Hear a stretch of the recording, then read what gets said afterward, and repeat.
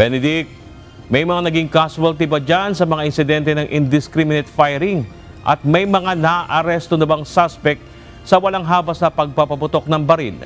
Magandang hapon, Bernard. Bagamat may mga naiulat nga na nasugatan dito sa indiscriminate discharge of firearms at stray bullet incident, ay wala namang naiulat ang PNP na nasawi sa mga Kung ikukumpara po natin nung datos ng kaso po ng indiscriminate discharge of firearms saka stray bullet po last year po ay mas mataas po ngayon yung kaso po natin ng indiscriminate discharge of firearms. Nung last year po ay 20 po ang ating naitala, samantalang ngayon po ay 27 po. Tumaas ang kaso ng indiscriminate discharge of firearms sa panahon ng selebrasyon sa pagpapalit ng taon kumpara noong 2024 batay sa tala ng Philippine National Police. May 5 sugatan sa 27 insidente ng indiscriminate firing na naitala ng PNP, 3 sa National Capital Region at tig-1 sa Region 4A at Cordillera Administrative Region. 6 naman ang biktima ng stray bullet o ligaw na bala. Nangunguna rito ang National Capital Region na may 4 na kaso at tig-1 sa Region 3 at Region 9. Yung 3 pong reported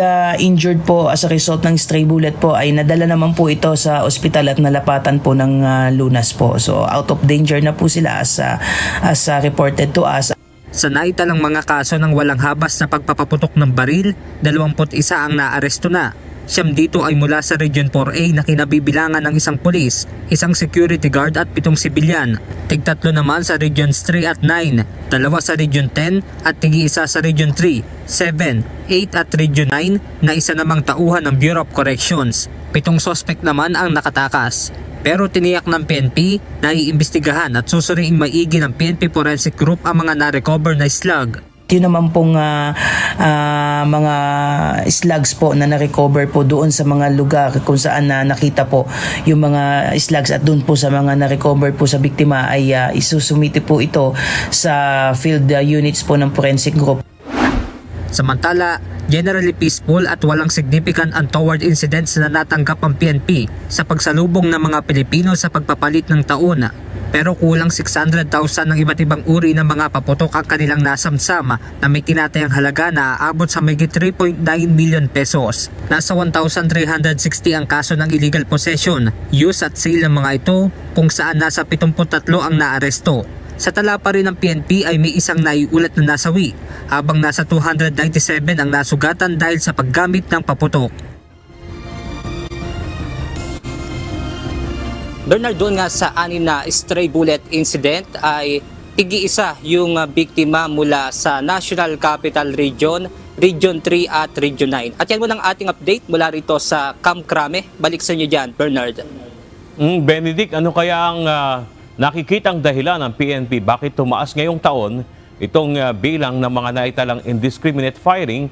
At sa panig naman ng PNP, ano yung kanilang pinaplano para mapag-ibayo pa ang kampanya at maiwasan na ito? Bernard, patuloy nga yung dissemination ng PNP para nga maipaalala sa ating mga kababayan na iwasan nga yung pagpapaputok ng baril. Kahit man ito ay otoridad o may lisensyadong individual na mayroong baril ay iniiwasan nga itong pagpapaputok ng baril tuwing sasapit yung pagpapalit ng taon. At yan muna nga, Bernard. Balik sa inyo, Bernard. Itong mga nakalulungkot, may ilan lang naman na uniform personnel yung nakasama sa nagpaputok nga nitong baril na indiscriminate firing. Ano ngayon ang kalagayan nila? Sila ba papayagang pang maka-duty o sila ay kakasuhan? Anong kasong kanilang kakaharapin, Benedict? Bernard, wala pa tayong nakuwang detalye dyan pero maaaring maharap nga iyan sa mga administrative case mula nga dito sa Philippine National Police.